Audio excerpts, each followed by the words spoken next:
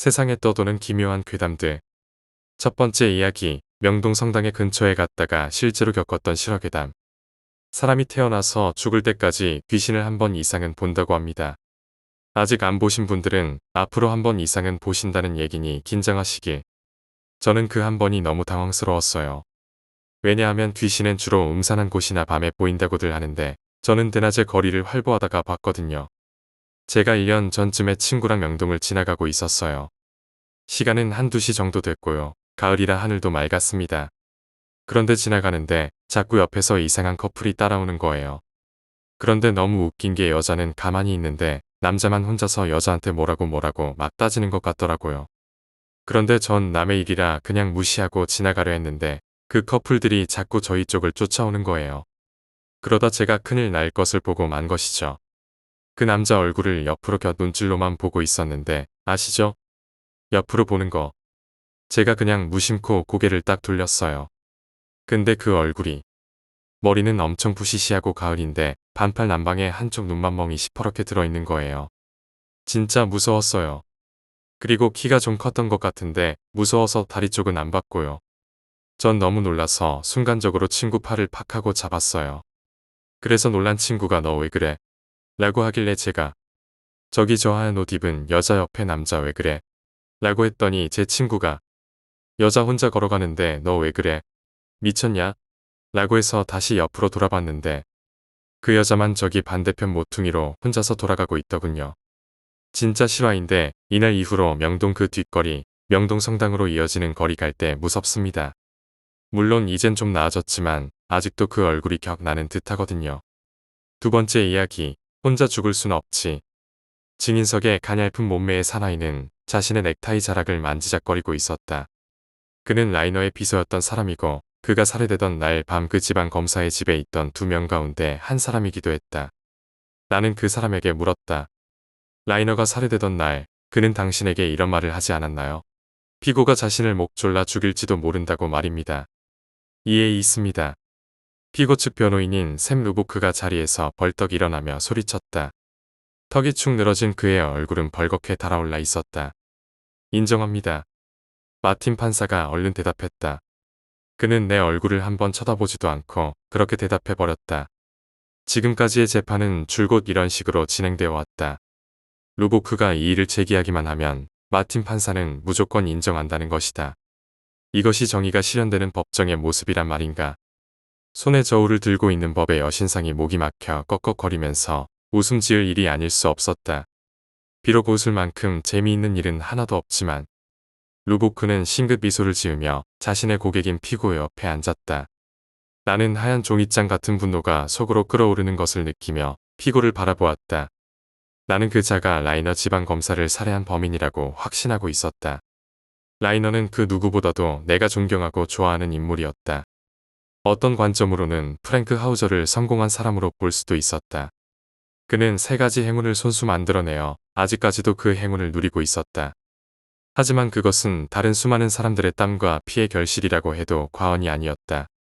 나이트클럽, 캬바레, 빠찡코, 마리화나 장사, 비밀클럽 등등 돈이 되는 일이라면 아무것도 마다하지 않았다. 그는 방울뱀만큼이나 교활하고 냉혹하며 잔인한 인물이었다. 뻔뻔스러운 미소를 지으며 자기 자리를 차지하고 앉아있는 그는 이 사회의 쓰레기임이 분명했다. 그가 줄을 한 번씩 잡아당길 때마다 몇몇 꼭두각시 같은 정치인들이 덩실덩실 춤을 추기도 했다. 그러던 어느 날, 그러니까 한두 달쯤 전에 갑자기 된 라이너 지방검사의 책상 위에 개혁 티켓 한 장이 놓여졌다. 댄 라이너는 돈에 움직일 만한 사람은 아니었다. 그를 살 수 있을 만큼의 돈을 가진 사람은 이 세상에 아무도 없었다. 라이너 혼자라면 그리 위험할 것도 없는 존재였다. 하지만 그가 특별수사요원인 톰 가하간과 한 팀을 이룰 경우 그들은 하우저의 사업에 커다란 위협이 아닐 수 없었다. 가하간은 유능한 경찰이었다. 그는 신중하고도 끈질기게 하우저의 비리에 대한 증거들을 수집해왔다. 그 정도면 하우저를 교수대로 보내기에 부족함이 없을 정도였다.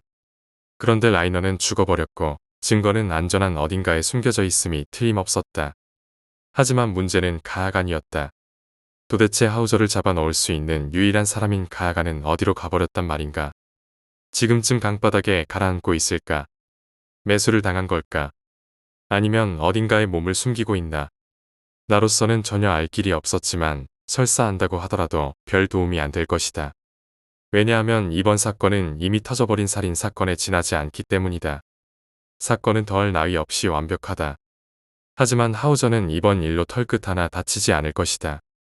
배심원들은 이미 엄청난 액수의 돈으로 매수되었다. 나는 재판이 이틀째로 접어들었을 때 그런 사실을 알아차렸다. 게다가 하우저는 마틴을 판사석에 앉혀놓은 장본인이 아닌가.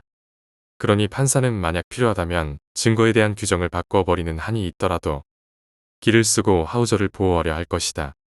가하간이 실종되어 버린 이상 나로서는 할 수 있는 일이 아무것도 없었다. 하지만 내가 무엇보다도 간절히 바라는 것은 가하간을 그 증인석에 올려 세우는 일이었다. 나는 정리들이 그를 끌어낼 때까지 그가 고래고래 고함이라도 질러주기를 바라고 있었다. 물론 그런다고 해서 하우저를 올가 넣을 수는 없겠지만 그렇게 되면 방청객들이 그 소리를 들을 것이고 기자들이 들을 것이다. 어쩌면 세상은 우리들의 이 아름다운 도시에서 어떤 일이 벌어지고 있는지를 알게 될지도 모른다. 가하간은 라이너 지방검사가 살해되던 날 밤 그의 집에 있었다. 옆방에 있다가 총소리를 듣고 뛰쳐나온 가하간은 전속력으로 달아나는 자동차를 얼핏 보았다. 그것은 하우저의 자동차였다. 하지만 목격자인 바로 그 가하간이 사라져 버린 것이다. 나는 주먹을 불끈 움켜쥐었다. 5만 달러, 아니 10만 달러. 그 정도의 돈은 하우저에게는 껌값에 지나지 않는다. 하지만 그 돈은 보통 사람에게는 머리를 돌아버리게 만들 만한 액수이다. 설사 가하간이라 할지라도 그런 유혹을 물리칠 수 없었을지도 모른다. 나는 안다. 나에게도 그런 제안이 들어왔었다. 나는 아직도 유혹에 약한 편이다. 하지만 만약 내가 라이너의 살해범에게서 뇌물을 받아 먹는다면 나 자신의 양심 때문에 앞으로는 즐거운 삶을 살아갈 수는 없을 것이다.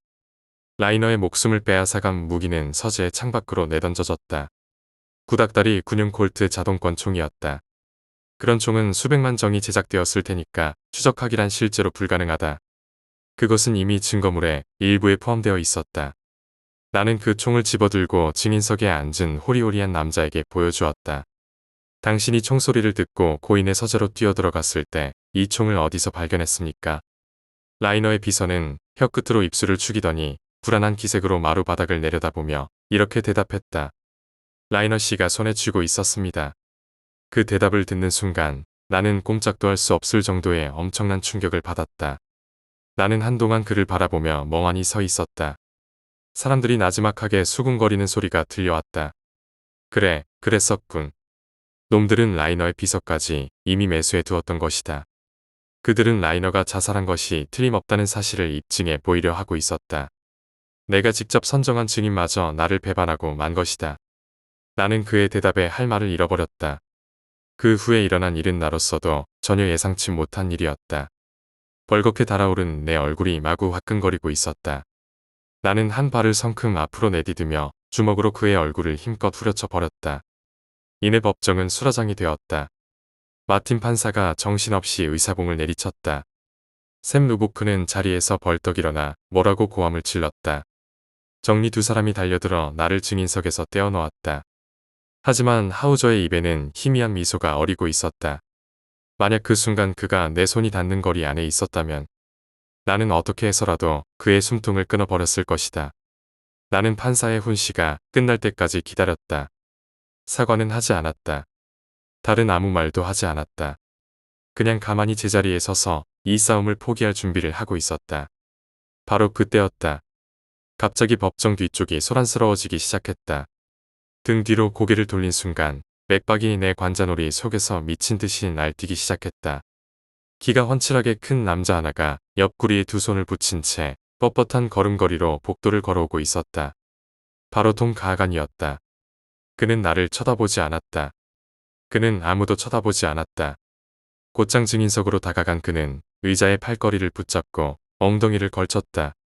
잔뜩 눈살을 찌푸린 데다가 입술의 핏기라고는 찾아볼 수 없었다. 무척이나 피곤해 보이는 모습이었다. 이윽고 그의 눈동자가 나를 발견했다. 나는 기름 방울 같은 땀방울이 그의 얼굴 전체에 촘촘히 돋아나 있는 것을 알아차렸다. 루보크의 입에서 신음소리가 새어나왔다. 하우저는 당장이라도 눈알이 튀어나올 것만 같은 표정을 하고 있었다. 두 사람 다 완전히 얼이 빠진 상태였다. 마치 자기네 손으로 직접 가하간을 아프리카로 보내버렸는데 엉뚱하게도 지금 이 순간 여기에 나타난 것을 도저히 믿지 못하겠다는 표정이었다. 그들로서는 가하간이 이렇게 불쑥 나타나리라고는 꿈에도 생각하지 못했음이 분명했다. 내 혈관 속에는 흥분한 피가 뛰놀고 있었다. 마침내 기회가 온 것이다. 만약 마틴 판사가 정리들에게 가하간과 나를 법정 모욕 혐의로 체포하라는 명령을 내리지 않는다면 말이다. 나는 가하간에게 몇 가지 기본적인 질문을 던졌고 그는 짧고 간단한 문장으로 대답했다. 이어서 나는 99년 콜트 자동권총을 집어들어 가하간에게 건네주었다. 이것은 정식으로 제출된 증거물 가운데 하나입니다. 내가 말했다. 이 권총을 알아볼 수 있겠습니까? 가하간은 천천히 그 총을 받아들었다. 이제 법정 안은 시계바늘이 째깍거리는 소리까지 들릴 만큼 조용했다. 모든 시선이 일제히 가하간에 집중되어 있었다.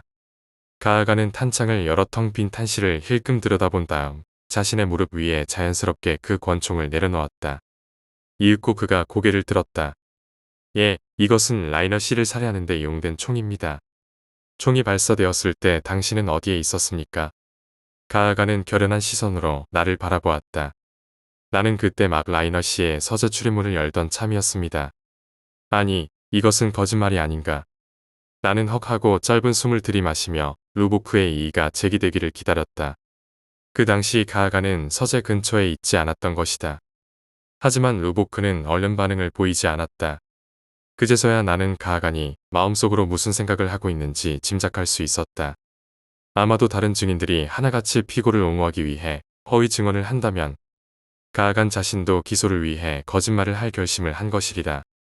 그 순간 문득 한 가지 불길한 생각이 뇌리를 스쳤다. 혹시 가하간 역시 자신의 양심을 팔아버린 것은 아닐까?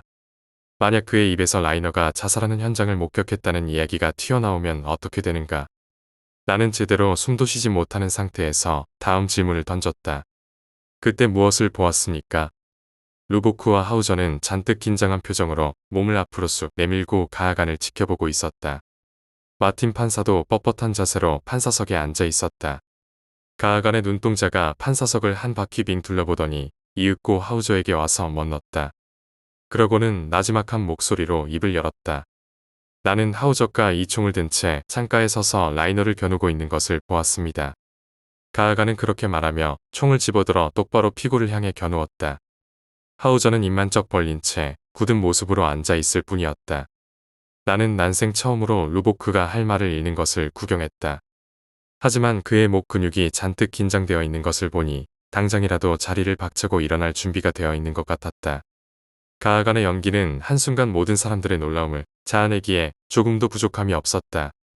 그의 눈길은 유리가 끼워져 있지 않은 창문만큼이나 공허했다. 이마에는 파란 핏줄이 도드라져 있었고 목소리는 방울 소리만큼이나 맑았다. 하우저는 방아쇠를 당겼습니다. 한 발의 총성이 법정 안에 울려 퍼졌다. 나는 하우저의 콧날 바로 위에 관자놀이에 빨간 구멍 하나가 생기는 것을 지켜보았다. 눈 깜짝할 사이에 일어난 일이었다.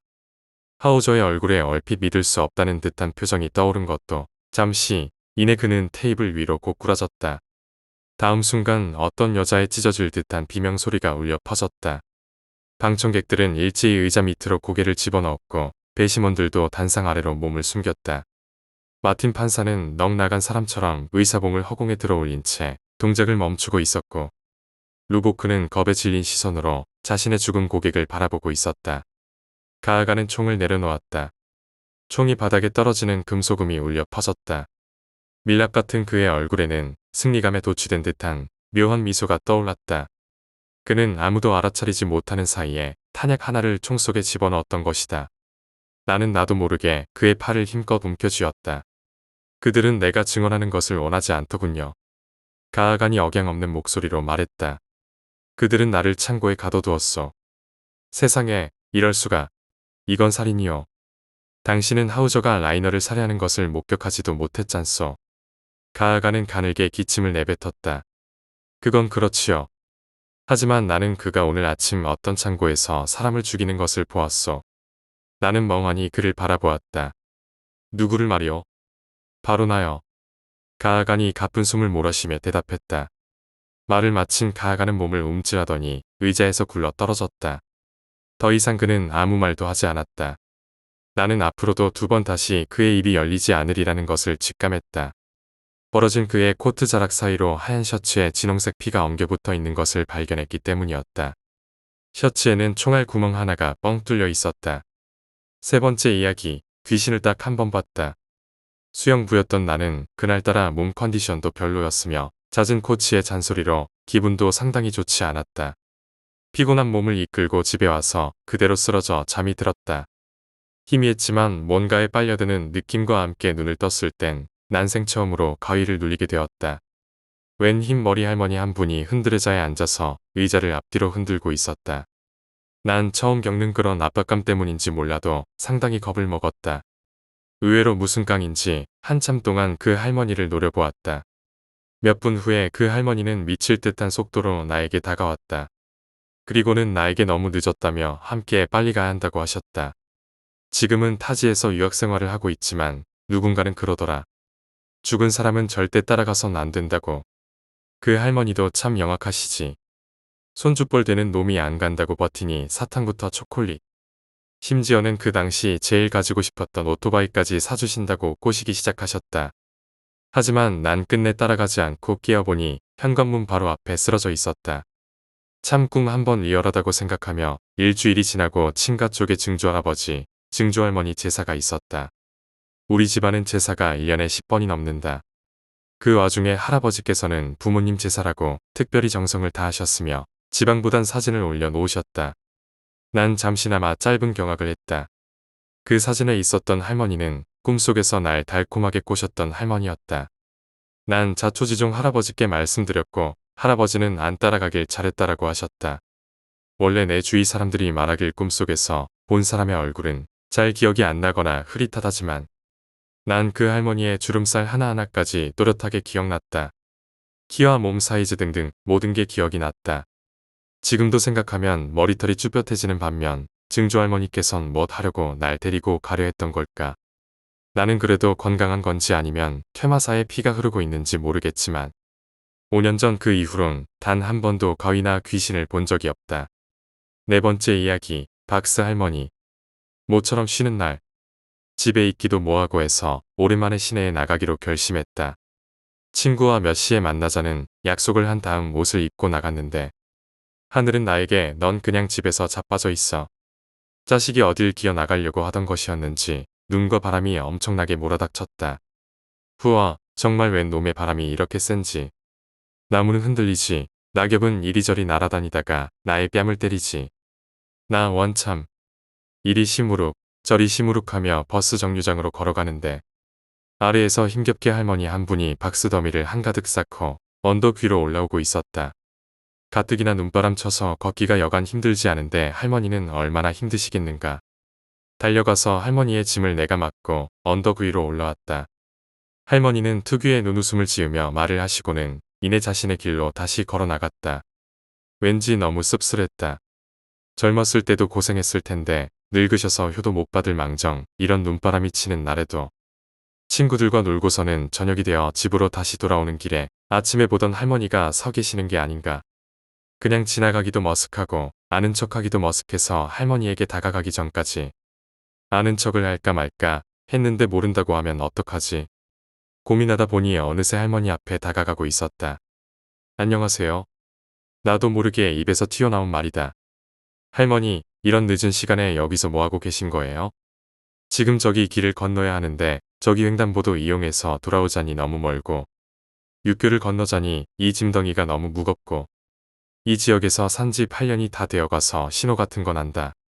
하지만 여기 횡단보도와 횡단보도 사이 잠깐 설명을 드리자면 횡단보도와 횡단보도의 사이는 작은 고속도로이다. 사고도 많이 일어난다. 하지만 때는 밤인지라 차가 그렇게 많지는 않고 짐은 그렇게 무겁지도 않았다. 난 할머니를 업고 짐은 오른손으로 잡고 달리기 시작했다. 시간은 길어야 대략 30초. 길 건너까지는 4차선이니 한 15m 정도. 할머니, 달릴게요. 저 꽉 잡고 계세요. 절대 놓치시면 안 돼요. 그려, 고마워 이 젊은이. 또 늙은이가 신세를 졌구먼. 하지만 할머니의 시선은 내가 아닌 나를 보고 있는데도 나를 쳐다보지 않는다는 느낌이라고 해야 하나. 그런 느낌이었다. 이제 내 혼자 갈 테니 학생은 이만 가봐. 정말 나름대로 뿌듯했다. 체력이 고갈된 상태지만 헤갰거리면서 집으로 걸어갔다. 엘리베이터를 타고 집에 도착했다. 아들, 왔어요. 너 왜 이렇게 늦게 다녀? 왜 화를 내세요? 친구랑 만나느라 좀 늦었네요. 죄송해요. 오는 길에 아무 일 없었고 당분간 육교 있는 정류장엔 가지마. 다른 정류장으로 가. 네? 왜요? 오늘 박스 나르는 할머니가 언덕에서 미끄러져서 오는 차에 치여 돌아가셨다는구나. 얼마나 억척 같으셨던지 미끄러지는 와중에도 리어카는 꽉 잡고 리어카만 안 잡았으면 도로까진 나가진 않았을 거라고 하던데 정말 어이가 없는 건지 황당한 건지 생각이 없어진 건지 나의 등에 엎이실 때 그런 말을 하신 게 솔직히 지금도 소름이 끼친다. 좋은 곳에 가셨으면 좋겠다는 말씀은 감히 못하겠다. 다만 부디 이 그지 같은 세상에 대해 한이 없으시고 영원히 떠돌지 않았으면 하고 가는 길이라도 편안히 가셨으면 좋겠다. 오늘 죽을지 내일 죽을지 지금 당장 죽을지 아무도 모르는 것이다. 아무도 예상하지 못한다. 그러기에 그때그때 잘해야만 하는 것 같다. 나의 주위에 있던 게 없어지고 난 뒤에 후회하는 일은 이미 많이 겪어왔다. 그때 잠시 자존심을 죽이고 상대방을 존경한다면 화내기보단 웃는 일이 더 많을 것 같다. 언제 자신이 죽을지도 주위 사람이 죽을지도 모른다. 아무리 자식이 못되고 해도 하나같이 잘 됐으면 하는 마음이 부모님 마음 같다. 어제가 있기에 오늘이 있고 오늘이 있기에 내일이 있는 것이다. 오늘이 있음에 감사하고 내일 죽는 것처럼 열성적이고 열정적인 하루를 보냅시다. 5번째 이야기, 고모부 돌아가신 날. 가끔 기가 약하다는 말을 듣던 나는 많은 가위와 환청에 시달리는 편이다. 여러 가지 가위가 있었다. 내 배 위에 앉아서 색동저고리 옷을 입은 여자 꼬마아이가 생글생글 웃으며 인형을 뜯어먹는 모습도, 자신의 배를 가르며 웃고 있는 남자아이도 여러 가지 형상이 보였지만 항상 그리 오래가질 않았다. 이번엔 너무 오랫동안 머릿속을 맴돈다. 고모부가 돌아가신 날, 지독히도 비가 왔다. 늘 술을 안고 사시는 고모부셨기에 늘 제정신이 아니던 고모부.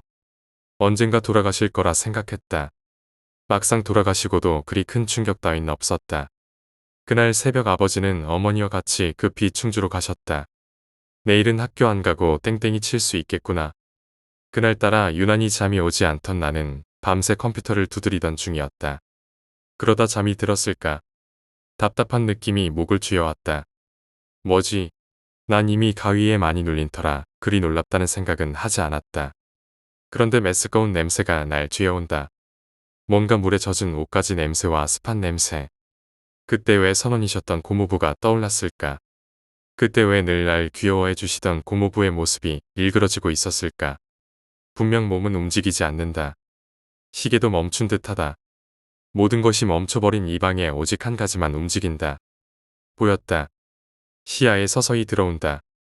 촌스러운 체크무늬에 남루한 남방. 이상한 모양을 했던 때 묻은 베이지색 바지. 항상 소매를 걷고 있던 손. 보라색, 아니 색깔 빠진 파란색. 그 손의 색은 모르겠다. 보고 싶지 않다. 이미 방구석에서 날 보고 있다. 물을 뚝뚝 흘리며 날 보고 있다. 흠뻑 젖어 있다. 너무 슬퍼 보인다. 다가오기 시작한다. 풀어헤쳐져 가운데가 훤히 보이는 젖은 머리카락 사이로 퉁퉁 부은 얼굴이 보인다. 인간의 얼굴이라기엔 믿기 힘들 정도로 부어터진 얼굴. 보라색으로, 아니 파란색 불어있는 얼굴 사이로 소리가 들려온다. 분명 고모부다. 나에게 다가오는 저것은 고모부다. 어느덧 나의 허리를 감싸고 의자를 잡고 올라온다. 모든 것이 어두웠던 방에 너무도 잘 보인다. 미칠 만큼 여전히 메스꺼운 냄새가 내 코를 괴롭힌다. 토할 것 같다. 이상한 소리의 정체를 알았다. 고모부의 입에서 거품이 나온다. 미쳐버릴 것 같다. 수많은 가위에 눌려봤지만 이렇게 자세할 필요는 없지 않은가. 냄새까지 날 필요는 없지 않은가. 눈을 뜬다. 색이 빠져버린 눈. 눈을 크게 뜬다. 회색과 누런색이 섞여 있는 것 같은 저 눈. 두렵다. 너무도 두렵다. 어느덧 감싸인 쥐어짜는 듯한 몸. 꿈인가? 여전히 난 내 방 의자였고 모니터는 절전 모드로 돌아가고 있다. 이런 개꿈 싫다. 근데 내가 문을 열고 잤었나? 문을 닫고 TV를 켜려고 리모컨을 찾는 동안 전화가 울린다. 좀 받기 싫다. 귀찮고 땀 때문에 몸도 좀 닦고 싶다. 땀은 잘 안 흘리는 체질인데 왜 이렇게 났을까? 여보세요? 아들, 밥은 먹었어? 악몽 꿔서 정신없어. 근데 장례식은 안 해. 글쎄, 고모부님 시체를 못 찾고 있어서 말이야. 이렇게 비바람이 몰아치는데 무슨 수로 찾겠니? 바다를 뒤엎을 수도 없는 일이고. 6번째 이야기, 저주. 난 유능한 피아니스트다. 그러던 어느 날, 친한 친구의 간곡한 부탁을 못 이겨. 그 친구와 함께 교회를 가보는 것과 같은 느낌으로 어느 한 교단에 가게 되었다. 그 교단은 놀랍게도 신을 믿는 것이 아니라 악마를 믿는 곳이었다. 악마를 믿는 한 교주가 있었다. 그 교단의 특징은 서로의 얼굴을 봐서는 안 된다는 것이었다. 사람들은 두건과 보자기로 전부 얼굴을 가린 채 입술만 내보였다. 그리고 그 교단을 방문한 남자가 있었다. 유능한 피아니스트이자 이름은 찰리였다. 어느 날 그 교단에서 피를 함께 나누어 마시는 축배를 했다. 그 피가 사람 피인지 동물의 피인지는 중요치 않았다. 나는 어이가 없었다. 친한 친구가 가자고 해서 억지로 왔는데 서로를 위한 피의 축배를 올리자니. 나는 그 교단을 떠나 집에 가겠다고 했다. 그러자 악마를 숭배하는 교주가 말했다. 무엄하도다. 감히 신성한 재단을 내 허락도 없이 나가느냐? 나는 어이가 없었다. 오늘 처음 왔는데 무슨 헛소리를. 당신 같은 사입이 교주 말을 믿느니 집에 가서 피아노 연습을 더 하겠소. 나는 뒤돌아서 문을 향해 걷기 시작했다. 그러자 악마의 교주가 말했다.